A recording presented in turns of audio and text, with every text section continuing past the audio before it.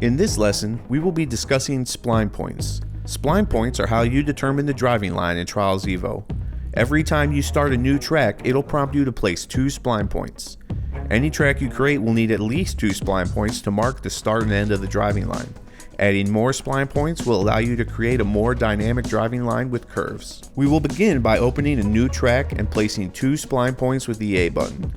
You will notice your first 2 spline points are paired with 2 checkpoints. These are your start and finish checkpoints.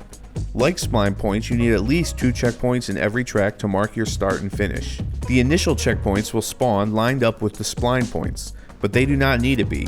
Your starting checkpoint, finish checkpoint, and any checkpoints in between can be placed anywhere between your first and last spline point. Next, we'll add a curve to our driving line. Select the last spline point by moving your cursor over the spline point icon and hitting the A button. Now we will copy it with the Y button. Spline points cannot be placed from the menu, only copied from your initial 2 points. One thing to keep in mind when copying spline points is that the new spline point will come after the point it was copied from as far as your driving line is concerned. You'll see if I try to place it further back, it creates a sharp turn that you will not be able to ride, and the driving line turns red to signify that there's a problem. Of course, it is possible to put one point behind another, but for now, we'll take our new spline point and place it past the last one it was copied from, and also a bit further back so that we create a curve. Before we continue, let's take a quick look at the spline point icon. There are 2 useful items on the icon. First, it tells you the distance in meters between that spline point and your starting checkpoint. This will come in really handy later when we get into creating skill games, especially ones that use distance as part of the score. The second useful item is this horizontal line that crosses the icon. This line represents the size of your curve. A shorter line is a sharper curve. The longer the line, the wider and smoother the curve. So now, let's go back to the curve we've created. I've purposely made it a little sharp so that you can see how to adjust that.